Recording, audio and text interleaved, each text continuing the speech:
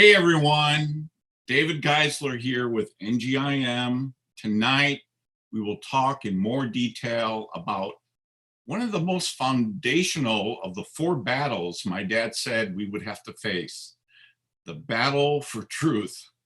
Now, our live stream tonight is made possible in part by Norm Geisler Legacy Initiative, which you may know is dedicated to preserving, protecting, and continuing the legacy of my father, Dr. Norman Geisler. Now, our NGIM staff joining us tonight is Thomas McCuddy, Director of the Norm Geisler Institute, and Don Deal, Director of the 12-Point Certification Program and host of the very popular Into the Deep interview series. Guys, great to have you tonight. So guys, about a month ago, we talked about these four battles: the battle for truth, the battle for the Bible, the battle for the resurrection, and the battle for God. Now, in trying to explain how these battles came about, we also went over just a little bit what happened in our culture that has led to so many Americans to rejecting a Judeo-Christian understanding of reality. Instead, many people in our society today embrace what's called a post-Christian understanding of reality. And some might even call this a post-truth understanding of reality. Now, some of you may be wondering, how is it possible that we actually live in a post-truth world today? Well, it didn't happen overnight. The erosion in the belief in absolute truth happens slowly over time. Let me try to explain it this way. In the pre-modern era, society believed in absolute truth, so much so that it was nearly impossible not to believe in God. Now, in the modern era, belief in absolute truth had eroded somewhat so that now it was possible to not believe in God. Now, in our postmodern, post-truth era, many believe it's impossible to believe in absolute truth. And many are even questioning whether it's even possible today to actually believe in God. So with that in mind, let's look at a video clip where my father talks about what happened to our way of thinking, our philosophical framework in the Western world during the modern era, and what that means for us today. If there is no absolute purposer, then there is no absolute purpose. Why is life purposeless? If there is no God, then there is no absolute purpose to life. You can make up your own if you want, but there's no absolute purpose. It's just your own subjective purpose. Teleological relativism. If there is no absolute good, then there is no absolute right or wrong. Moral relativism. You can see how everything is rooted in the existence of God, and postmodernism is an attack on the very root of everything that we believe as Christians, from absolute truth and meaning, the history to interpretation of the Bible, to the Bible itself, to life. No absolute right or wrong. We are left without any real knowledge of any objective reality. Now, you can use the word objective. Every place I use the word absolute, you can use the word objective and it comes out the same. It's a little weaker word. If there is no objective mind, there's no objective truth. There's no objective meaning, no objective history, no objective writing, and so forth. And if you'd like to use that softer term to understand it, fine. But the point is that once an objective or absolute mind ceases to exist, or an absolute moral lawgiver, then there's no absolute thought, there's no absolute book, there's no absolute meaning, and there's no absolute guide for life. That's postmodernism, one of the most destructive forces ever known, and undermines everything that we believe. Dostoevsky summarized it well in The Brothers Karamazov. Without God and the future life, how will man be after that? It means everything is permitted now. It means everything is permitted. And that's the modern world. Nietzsche, who died in 1900 and who was the prophet of the 20th century, said, when modern man discovers that God is dead, universal wars and madness are going to break out, followed by the First World War, the Second World War, universal war and madness that we're still living with in the world today. Sartre put it this way: I knew myself alone, utterly alone, in the midst of this well-meaning little universe of yours. He's talking to Zeus. I was like a man who's lost his shadow, and there was nothing left in heaven, no right or wrong, nor anyone to give me orders. Pretty good description of the postmodern man. I'm alone. I'm like a man who's lost his shadow. There's no one to tell me what to do, where to go. I'm completely lost. And I think these philosophers like Sartre and Camus were brutally honest, because that's exactly the state in which we find ourselves in a postmodern world. So some of you may know that one of the ways my father, Norm Geisler, tried to warn the culture about what would certainly happen if we shifted away from holding Christian values was by pointing out what some of the famous atheists have said about their own need for God, and what they said about what would happen in our society when people stop believing in God. Now, let's just think about that for a moment. Think about how far American society has moved from a Christian moral basis towards more of a humanistic or purely secular society. You may know that, for example, the vast majority of colleges in America were founded by Christians originally, and were based on Christian principles. In fact, there was even school-sponsored prayers in America from 1647 to 1962. But here's what started changing starting in 1961.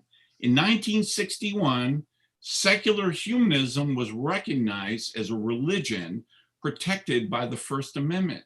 In 1962, the state-required devotional prayers were banned from public schools. In 1963, state-required devotional Bible reading were forbidden in schools. And then you're familiar, in 1973, abortion was illegalized. And then in 1980, the Supreme Court said no to the 10 Commandments being posted in schools. And in 2005, they said no to the 10 Commandments being posted in courts. And then in 2015, we see the legalization of same-sex marriage. So you can see all these things and all the repercussions in our society. Now, during the early 70s and 80s, during this same period where all these major Supreme Court decisions were made in a secular humanistic direction, we see suicide rates going up, we see drug addiction going up, we see alcohol abuse going up, we see pornography use going up, we see abortions going up.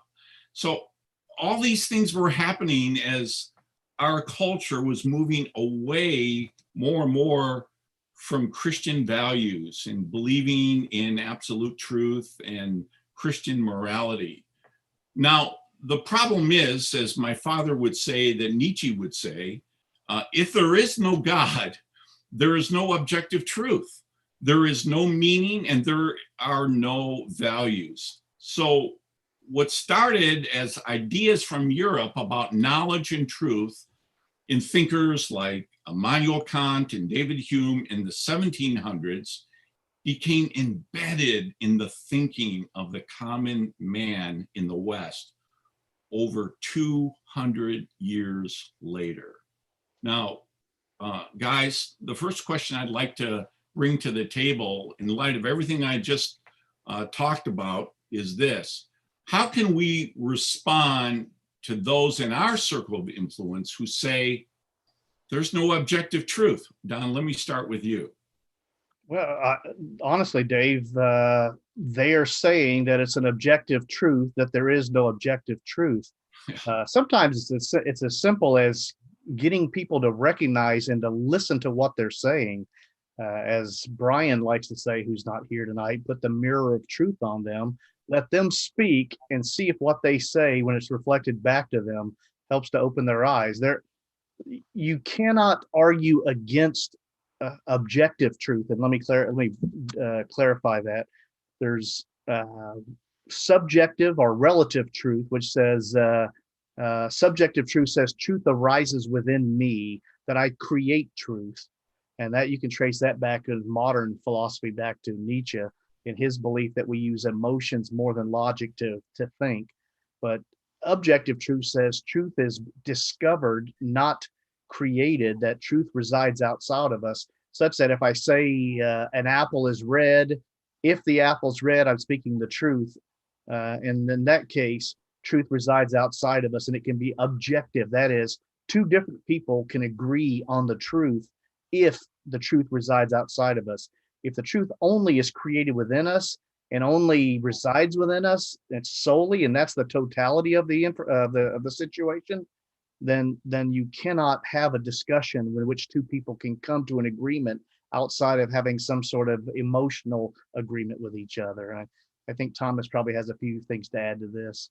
Yeah, Thomas, what would you like to add? Well, I think one of the issues is that we often confuse that subjective experience with the objective reality. One of the examples, at schools just getting started back with the fall semester, sometimes my students come in and they're not so thrilled with some of their subjects, and they come in and they say, well, I'm teaching logic, and they say, logic is boring. And I say, well, that's a commentary about you, not the subject itself. That is legitimately their experience, and I don't deny it. I completely agree that the reality that they are experiencing, which is reality, they are bored by this subject. I can't look at them and say, well, because I'm entertained, you're not bored. But it depends upon the object we're talking about, whether we're talking about the student or me. Another example is like when somebody says in a room, I'm hot, and someone else says, I'm cold. I don't deny what the other person feels, but the temperature in the room, if it, let's say 80 degrees, if it's 80 degrees in a room and somebody feels cold, I don't deny their feeling. What I recognize is something else has to be happening, because the objective reality is 80 degrees and their subjective experience is not matching that. That's actually how we identify things like fever and sickness. And so it's kind of like what Don said, that there's no escaping the objective truth, but I think we just confuse the subjective, which is real. We do experience things, but we're having real experiences of things outside of ourselves. And that's, I think, what we got to call people back to, is to make sure we have each in its own category. And if I can piggyback on that, I think that you can rephrase and reformulate the same statements in terms of objective or absolute truth. If Joe says it's warm and Kathy says it's hot, it is absolutely true for everyone on earth that for Joe it feels warm in that room.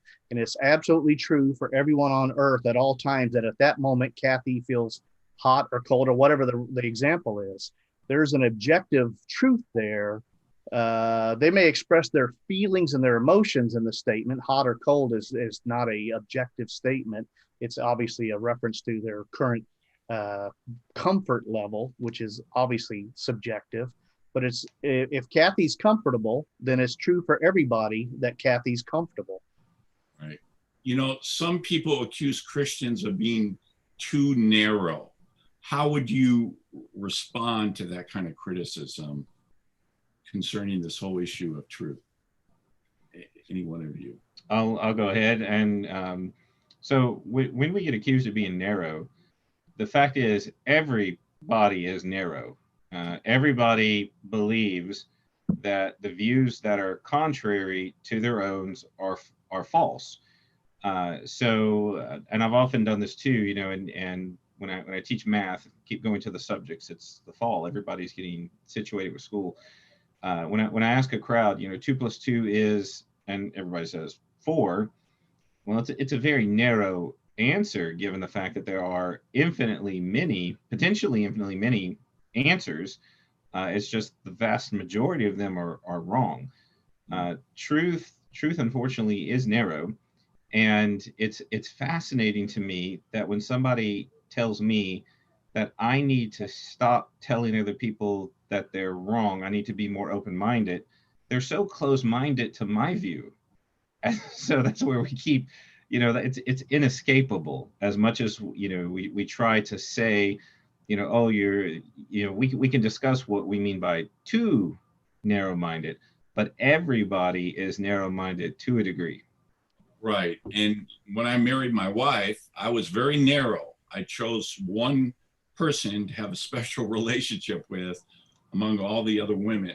So, I mean, being narrow is not necessarily a bad thing, and being exclusive isn't necessarily a bad thing. David, I find it interesting that when Thomas was saying that, what the person was saying to Thomas is, "You're wrong. That anyone is wrong."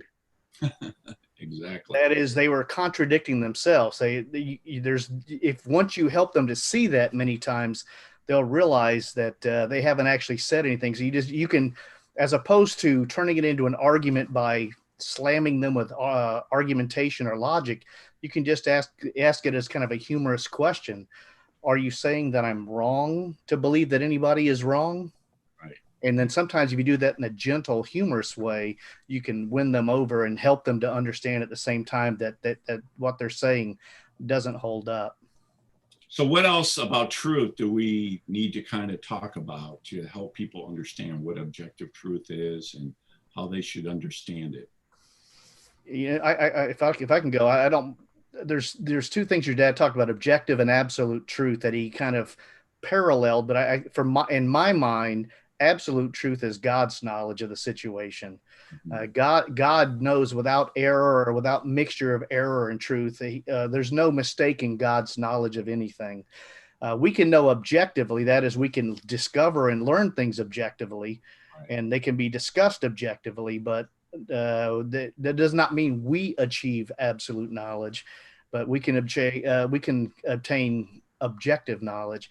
And what's interesting is this battle isn't new. This whole concept in ancient China, the philosopher Confucius, he was battling the same situation. It got so bad on the terms of relativism that in different villages and different provinces of China, even though they were speaking the same language, nobody could communicate because everybody put their own meaning into words, and the society was falling apart. And he was tasked with coming up with a plan to try to get the society back together, to get them to move from this morass, this swamp of relativism back in it. So this problem isn't something that suddenly popped up this year or last year or whatever. It's a recurring problem in the world. So Thomas, I have a question for you. If a tree falls in the middle of a forest and there's no one around to hear it fall, does it make a sound? What's the truth? It's funny. I just talked about that this week. One of the things depends upon what great thinker you ask, because if I think it was Berkeley, he would have said, what tree? Because no one's there to perceive the tree. But most of the students, they kind of giggle when it's like, oh, of course there's a tree out there. Well, that's what we're talking about, the objective reality. It doesn't require a perceiver for it to exist. That was kind of Berkeley's error. It still makes a sound. These things still exist, and I think the mistake that Christians make, because I hear it so much in the church, people talk about perception is reality, and again, if there's no one there to perceive the sound of the tree, then maybe it didn't make a sound, and that's again confusing our subjective experience, being able to hear the tree, with the objective reality that does in fact make a sound. And again, to deny the reality of things beyond our own perception, I think that's in some ways, when we mention like Nietzsche and with the death of God, in some ways people resurrected or constructed their own gods in themselves, that we all become the arbiters of reality, and reality is exactly what I perceive it to be. And I think when you mention, that Christians, we're accused of being narrow, and that's just not nice. I find it a little arrogant to think that all of reality must conform to the way one person perceives it based upon their perceptions. So either our perceptions are what a reality, or we're perceiving the thing that is. And it's Christianity that says that there's things out there, and we take a little bit more modest task of trying to figure out what that is. And I think that's a bit more fair to everyone else. Don, Yeah. give me an example of an undeniable truth. It's an undeniable truth that I exist. Mhm. I cannot deny it unless I exist. Yeah. So that's an undeniable truth. We, as Aristotle and Aquinas and others would say, we learn truth about reality through observation, through our experiences, through our senses, and we abstract bits of universal truths from each experience. So it's each time I come across a dog, even though one may be shorter hair, longer hair, different color, etc., that I can abstract and come to and form he'd say phantasm, eventually true knowledge of what a dog is. So I can know things truly. So things such as that, things that we learn through our experience, can be known truly. The idea that some example of a bent stick in water, or thinking you heard your friend call when they didn't, those are example of single sense mistakes. When we have multi-sensory examples and actions and interactions in our life, that increases our confidence that we're not being fooled. I may think I hear a cow, but if he steps on me, then at that point, I'm certain that I see a cow. Exactly. Now, what about the whole issue, Thomas, of relativism? How do we answer the charge that truth is not objective, it's relativistic depending on the circumstance and situation? How should we respond to those who hold to a relativistic view of truth? What's happening often is that people are confusing truth as relative with what often are relative truths. And the difference is kind of like, right now, to my right is a coffee mug. And if you were sitting here looking at me, that would be to your left. And so we say, truth is relative. Well, no, actually what we described is a relative truth, something that is relative to a particular object. That's why, like, my coffee mug is to my right. I can turn, make it to my left. So we're confusing these situations where we have two objects or two things, and there's some sort of relativity. And I think this is why we make this mistake in Christianity. We say, if we say that there's no such thing as relative truth, it's almost as bad as saying that all truth is relative. That there are things relative to one another, but that's all based upon a reality. I can only say that the coffee mug is to my right because it is what is. It almost goes back to that question you asked Dawn, what's an undeniable truth? A thing is what it is. And I think when it comes to trying to make all truths relative, the sticky situation at that point is, if all truths are relative, then the truth, all truth is relative, is only relative to the person who just made that truth. So at that point, they've lost the game. And I think that goes back all the way back to, some of these ideas. I know people sort of struggle, like even just trying to think that, like, on the recording, you almost have to play. I tell my students, play that back slowly, and I promise it makes sense. That we're dealing with self-defeating statements. Right. And that's what we've got to kind of wrap our minds around, so that way we can, just like Don said, gently, rather than by the use of a syllogism, help people surface the truth for themselves that, I did just defeat my own statement. I did just contradict myself. Yes. Yeah, in this case, so I would say, so is that relatively true or objectively true that truth is relative?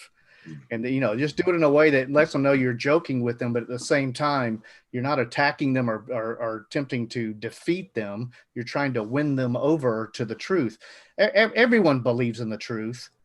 I mean, when a person goes out in the traffic and has to cross the street, Right. they don't believe in the both and logic doesn't apply then. As Robbie Zacharias used to like to say, either it's the bus or me, not both.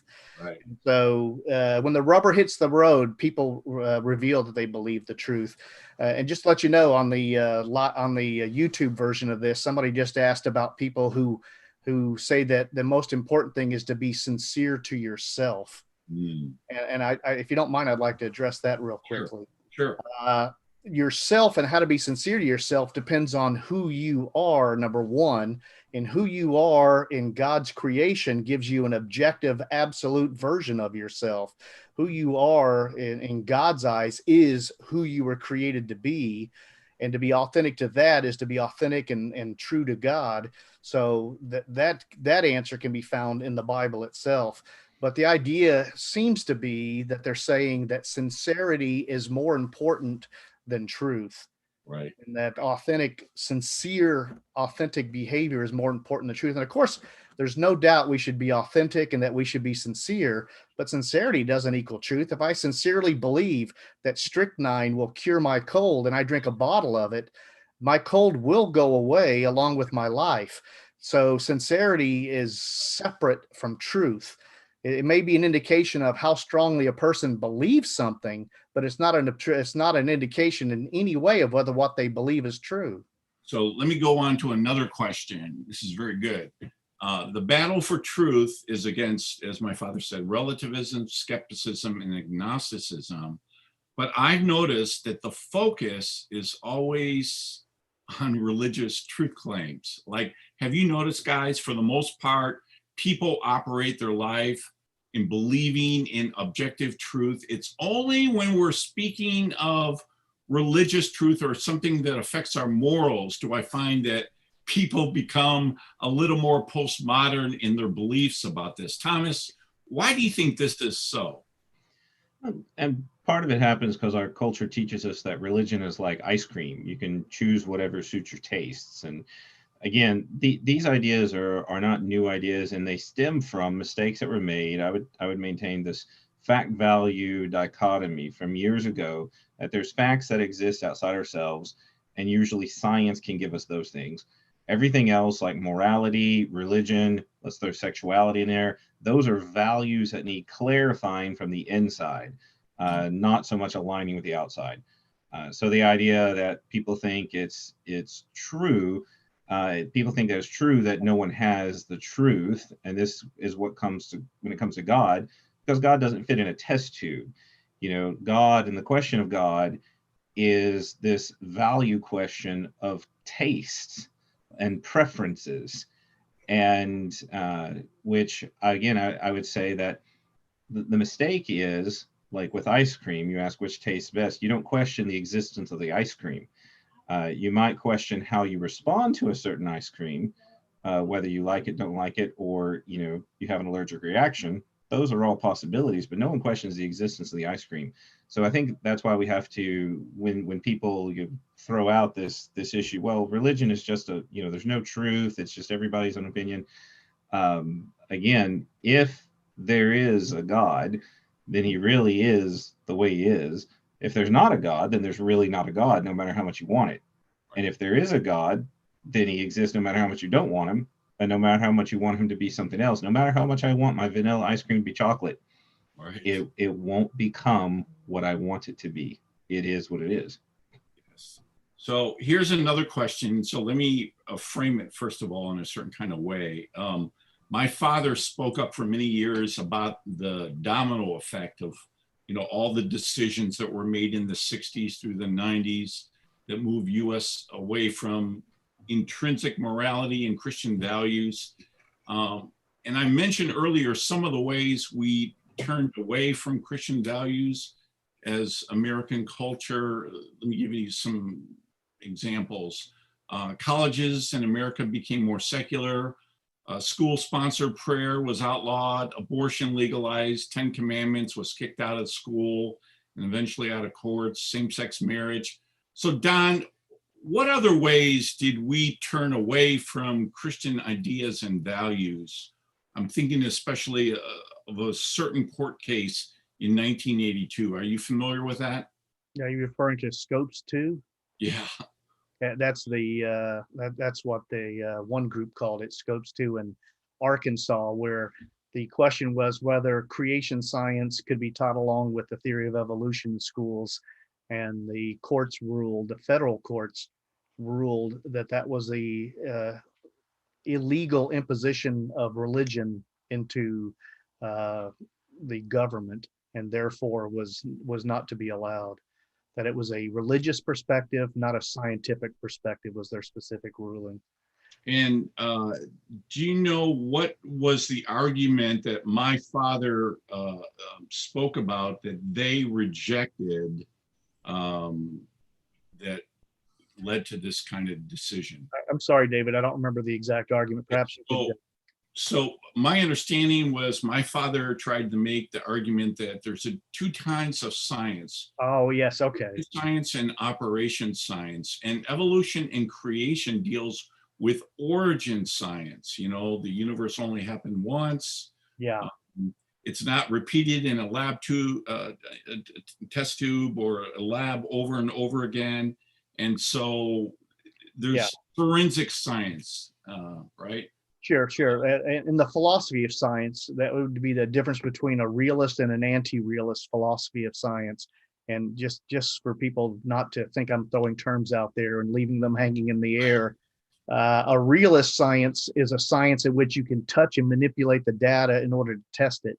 And in that case, things such as quantum mechanics, where they determined, I think 6 years ago, that the Higgs boson, they discovered a subatomic particle known as the Higgs boson at CERN in Switzerland. That is an astronomy, in a sense, is a realist science. And anti-realist science is when you start to fill in gaps by creating narratives or stories that explain information but aren't necessarily true. And so the more distant or the further away from the observer it is in size, time, or location, the less realist the science is. And so with realist sciences, we can test and know for certain. With anti-realist sciences, we have to fill in more gaps and tell more stories. And since evolution would be a past process, you cannot directly observe and test now. That would be an anti-realist version of science, in which case it does not matter how many examples of things that don't fit the paradigm, it will still not be rejected until you have another meta narrative, another big story that explains the same information in the same way. So the same type idea as your father's origin and operational science, but in philosophy of science, they call it realist and anti-realist. So like the origin of the universe, because it's so distant in time, the black hole they imaged would be in some sense that, because you can get a slight image of it, but you can't really measure directly from close. You can only infer certain information about it. And so things that are more remote from the observer in time or distance or size becomes less certain and less of a realist and more of an anti-realist, more of a story. And I don't mean that in a pejorative sense. I'm not saying that they're not trying to do science, but I'm saying that there's more imagination in it. And if I could go a second way, in physics, there's theoretical physics and there are experimental physicists. The theoretical physicist tries to come up with ideas that can explain information, and then the experimental physicists test those ideas. The problem is the majority of the spokesmen you see on television from the physics world are theoretical physicists, people who are not grounded in experience and not grounded in experiments, and therefore they tend to be more flights of fancy, and they tend to influence the public view of science, which is more story-based than fact-based. Very good. So let me just real quickly tell you, my father's argument at that trial was basically that just because you can explain the operation of the universe in terms of natural laws doesn't mean you can explain the origin of the universe in terms of those natural laws. And he would use an analogy like this: just because I can explain the operation of an engine in terms of motion and friction and gravity and those natural laws, doesn't mean I can explain the origin of that engine in terms of those natural laws. And your they threw examples, that out. They yeah, threw your that. example's exactly apropos as far as evolution goes, because the obstacles to be overcome on the origin of life studies are so enormous. I was listening to a lecture by a professor from Duke University several years ago, and he said, not only do we not know how life began on Earth, I don't think we'll ever know. And he's, of course, referring from a naturalistic perspective, that it's simply impossible to put all those many parts together in such a way. There's no factory, there's no machine on Earth as complex and as well regulated as life. Yes, yes. Thomas, let me ask you this question. What are some things that we might hear in our conversation with a non-believer that would help us to recognize what their view of truth is that they fall into, whether it's agnostic, pluralistic, relativistic, or some kind of other view of truth? Do you have any thoughts on that? Absolutely, and I think this is why when we teach conversational evangelism, we have to listen for these kinds of things. It helps us. People themselves may not know the specific term, but much like when we hear Oprah say things like Jesus is not the only way to God, there's many paths, there's many ways. Well, that's religious pluralism, and you have to state it's religious pluralism. There's all kinds of forms of pluralism, and this is just, when people believe, as I heard, and sometimes stories I heard when I was in college, a lady I worked with, she said, God is like a flower. He's the center part of the flower, and all the religions are the petals that come off the flower. And that's just, it's religious pluralism in a different way. Beautiful illustration is just wrong, because that does not tell the truth. That's not the reality. And when other people say things like, no one can really know the truth, whether it's the truth of, what happened at the Battle of Waterloo, or, whether or not Jesus really died on the cross. That goes into agnosticism, the idea that, we don't know, we can't know. Skeptics are going to doubt. So, they're going to doubt all the claims. They're going, well, that's not likely. It's much more likely, as was it Bart Ehrman says, that Jesus died and was just thrown into a shallow grave and eaten by dogs, So when we hear these things and people start saying, to each their own, that's relativism. And they have all sorts of different phrases. They have their own bumper stickers, they're a dime a dozen. We need to be able to hear, as we say in conversational evangelism, those sour notes. And what really helps is, instead of saying, no, that's wrong, how foolish of you, may I enlighten you. The postmodern world does not appreciate that, and I would say not even the postmodern world. Most of us don't appreciate that. Even when I'm wrong, I don't like to be told I'm wrong. So I think upon hearing these things, knowing how to identify it helps us know then how to approach somebody the right way. And we're actually addressing their actual position rather than some sort of, as we say, a straw man argument, something that's easier to knock down or is beside the point. Yes. Don, let me ask you this question.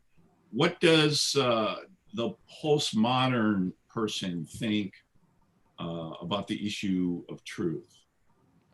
Well, in general, postmodernism came after modernism. That's why it's called postmodernism. Yeah. And it came not as a fully formed philosophy, like, for instance, modernism was the idea that between logic and science, that we would solve mankind's problems, that we would bring about a utopia on the earth if we just took our time to really work hard at it and think logically about it and do experiments, that the wonders of science and the brilliant thinkers would bring about paradise on earth. And what you see is that during the modern period, the 20th century, there were more than 100 million people put to death by governments that rejected God on scientific basis, that used scientific basis, as they would call it, communism, to run their countries.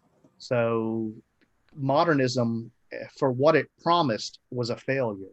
Mm. The problem is, so when you, I'm sorry, Oh, go ahead. Go ahead. I'm going to say the problem is they threw out the baby with the bathwater because science was misapplied and because, uh, excuse me, logic can't tell you right from wrong. Morality doesn't come from science, doesn't come from logic. Because of that, by losing track of a moral foundation for society, that led to the evils. But the postmodernists began to resist against the modernist program, and so they began to resist against logic and science. And just to give you an example, in the Antifa, Black Lives Matter, modern day communist type movement, they reject logic. They will not engage in debates or discussions because they say logic is part of the system that got us where we are. And as they talk about racism, they say it's like using the master's tools against him. And so you have to reject logic. Well, once you reject logic and you reject objective truth, then the only thing left is force, either force of will or force of arms. And so that's what you see playing out on our streets. As you reject truth, the only way to establish a viewpoint is through force. And you see that happening where young people who have not been raised to understand how logic works properly and have been taught that it's led to the evils of racism.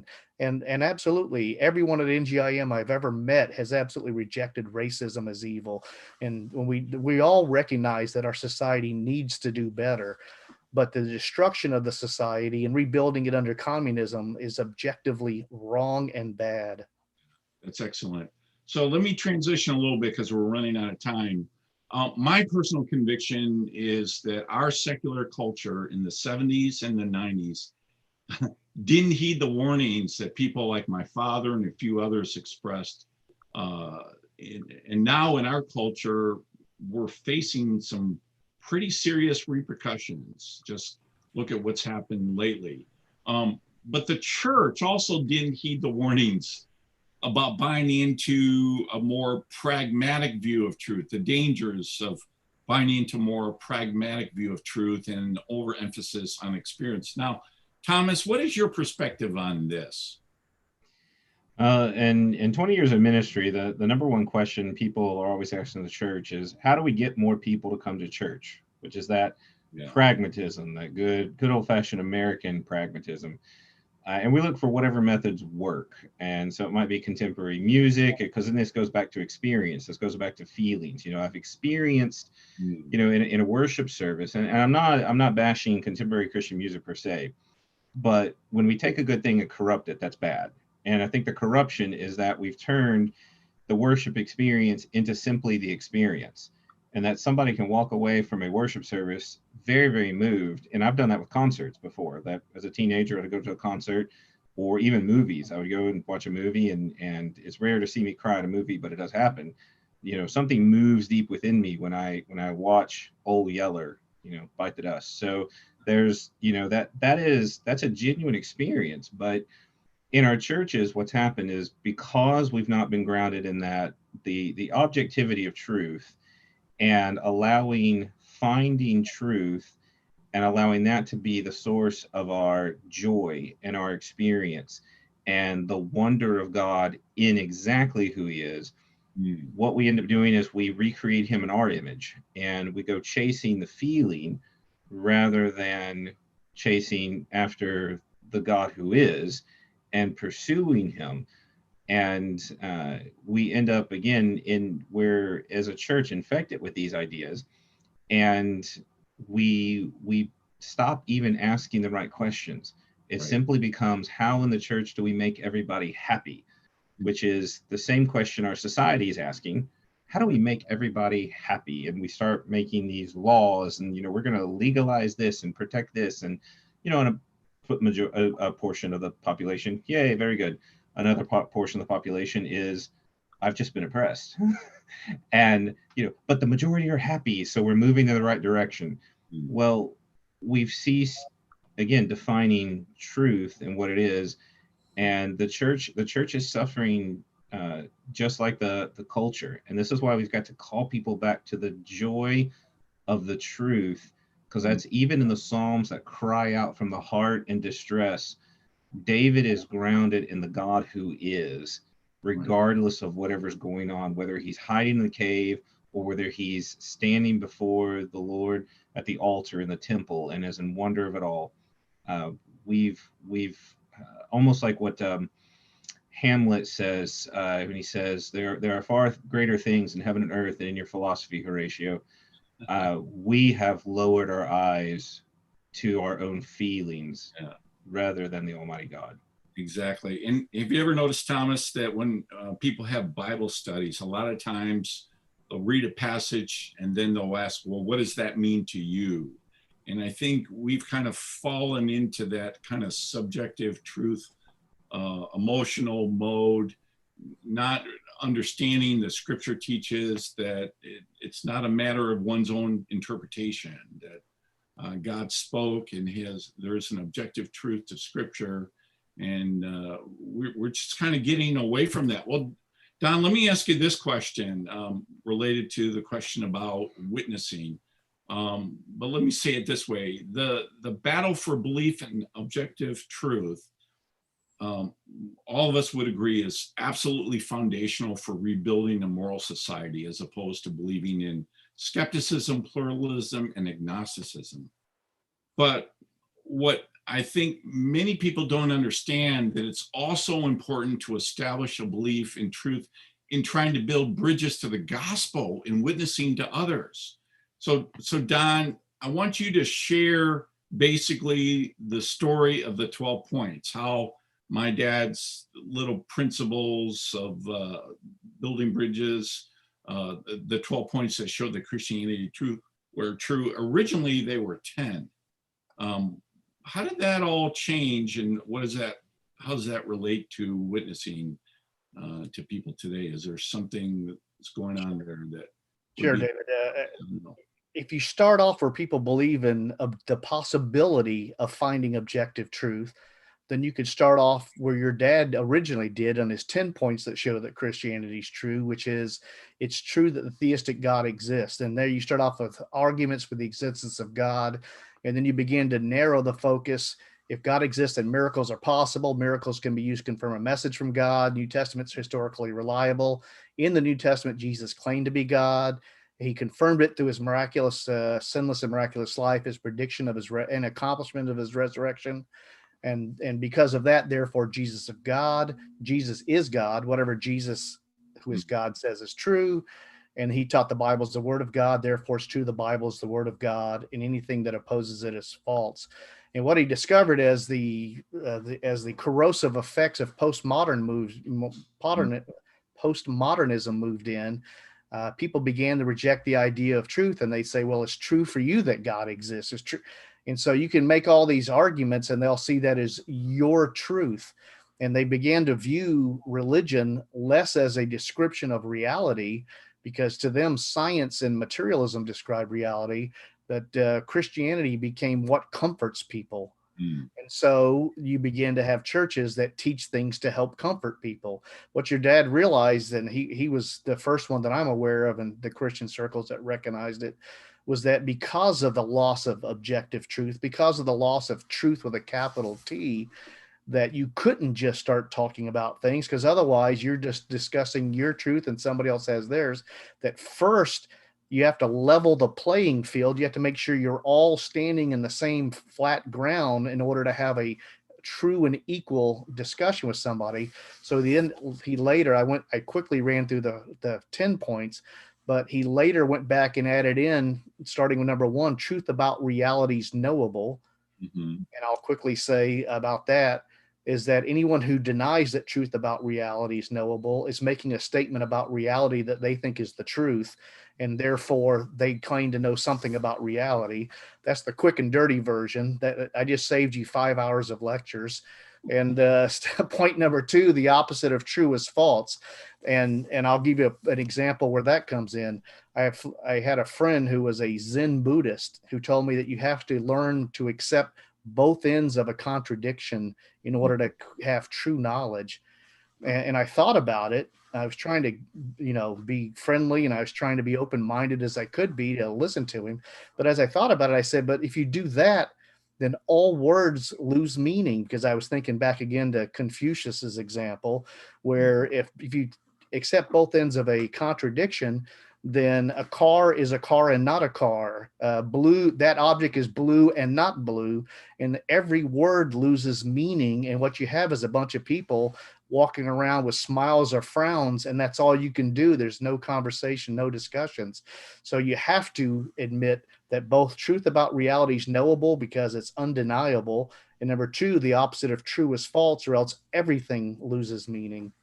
Exactly. So guys, let's watch, we're running out of time, so let's watch a video clip of my father talking about why our concept of truth matters so much in witnessing to other people today. Let's watch that. In today's world, today's postmodern world, that the three things that we needed to do is we needed to concentrate on relativism, pluralism, and agnosticism, and that we needed to get answers to these questions so that we could meet people on their own ground. Because if we didn't get answers to those, if we didn't believe that there was absolute truth and could defend it, if we didn't believe that the opposite of true was false, and that you can't be both true and false at the same time, if we didn't believe these basic principles, that we couldn't effectively witness. In other words, you have to do pre-evangelism on these issues, like is there absolute truth, is pluralism true, before you can actually witness to people. So, Thomas, what are your thoughts about what my father shared about this in this video? Well, and what I like about the first 2 points of the 12 points is that, I mean, it's the fundamental laws of thought. And I think this is a little bit of what we've been talking about, is everybody in their heart of hearts is a realist, because we all act that way. We all act like truth is objective. We might speak differently.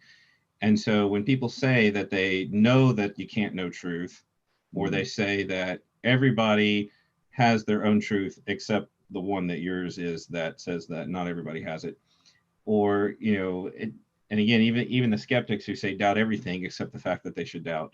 Again, he's pointing out that these issues, we do have to answer them. We do have to give not just the logical answer, but I think also just the practical side, which is where we are now. And I know this has come up in some of the conversation on the YouTube stream is, what do you do when people just won't even talk about these things? I think we've gotten to this point in our society, people aren't even willing to abide this in conversation. It's just almost like a given. And I think my reply was along the lines of, well, when words fail, then go to actions, because everybody lives as if there's truth. Everybody operates that way. And I think that's the level that we have to engage now. What happens then is we need the ability that once the conversation gets going again, then we can lead deeper into that truth. We can push that further. And again, there's no communication is even possible without that concept of truth and reality. And even going like what Don says, oh, you have to accept contradictions. I was like, so I don't have to accept contradictions. It's like, no, I said you do have to accept contradictions. Well, yeah, well, I'm accepting the contradiction that I don't have to accept contradiction. That's okay, right? And they're like, no. And I was like, oh, you agree with me, good. And people, again, that's almost in some ways the kind of conversations you start to have, and people, you're playing word games, you're being mean. And I said, well, I'm actually trying to play by your rules. Right. And the fancy word we use is the reductio ad absurdum. We just kind of, once you start playing by their rules, and showing them really how it doesn't work, I think that's where actions really do speak louder than words. Exactly. Now, Thomas, just to add on to what you just said, I've learned over the years in ministry that if someone does not think something is absolutely true, whether it's the Bible, the gospel message, for all people, places, times, I've learned that they won't share it. They may even have a hard time believing it themselves. And let me tell you a true story. I was on a college campus one day, and a student came up to me and said this: "I'm a Christian, but I'm not sharing my faith." So I was curious of why he would admit that. He said, "I believe that Christianity is true, but I don't believe it strongly enough that I'm willing to share it with others." And that's what I've found, that if Christians don't know what they believe and why they believe it, they'll kind of pull back and not engage people in talking about the truth of the Christian message. And that's very important. Now, for all of us Christians who want to share the hope that is in us, I think it's important to understand also that because of the ways our postmodern culture conceives of truth, we can't just start with our testimony when we evangelize. I think you guys would all agree with me on that. We may have to back up and use apologetics to remove their barriers that postmodern people have placed in their minds, postmodern ideas.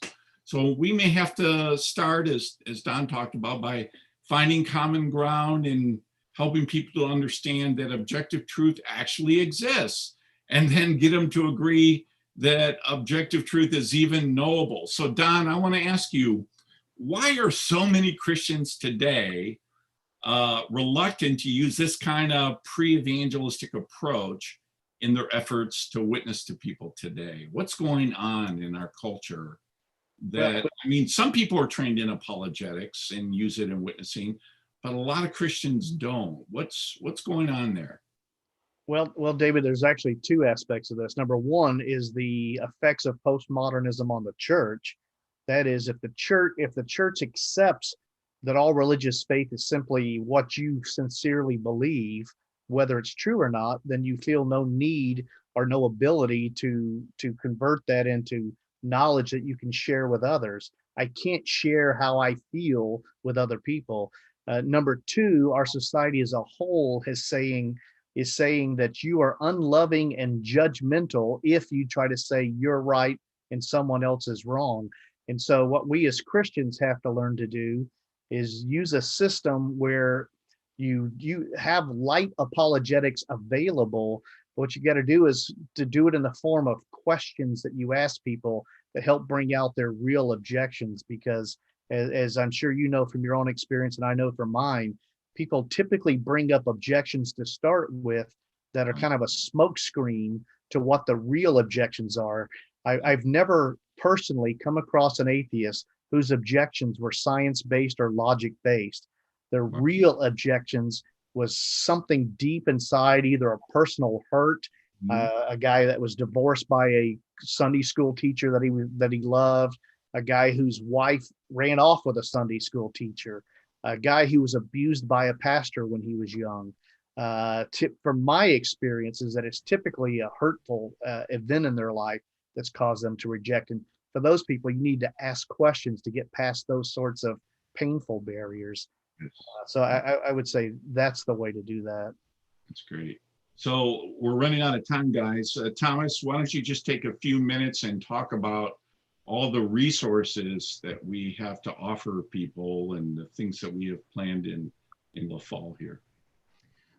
Oh yeah, the Norm Geisler Institute exists to answer these questions and help really deal with these things in context. Like Don said, it's very rarely textbook. You know, we need to understand things, but in the real time, you know, people have real specific issues. So starting this September, we've got a range of we call them workshops. We have mentors that guide people through these kinds of materials, everything from the essential doctrines of the Christian faith, the 12 points that show Christianity is true. We have one on biblical sexuality, understanding the New Testament. We're doing this to help ground people and answer their questions. And I think that just is the call we try to make. And we can talk about these things, just like what your dad mentions, you know, there's these big ideas, but we're not battling skepticism. We're trying to reach skeptics. And I think that's what the kinds of resources we have with the relaunching of the Institute and our memberships that we have. We're every month trying to do the kinds of things and give the kind of practical training that can help people in their context answer these questions and not reach the world in general. But I know what people really want to reach is much like I want to reach my neighbors, my friends, and my family. And that's what's coming up in September with the Institute. That's great. Well, we've run out of time, but just in closing, I just want to ask some questions to get us thinking about the bigger picture of what is Christ followers, what we should be doing. I think we need to be asking ourselves these kinds of questions.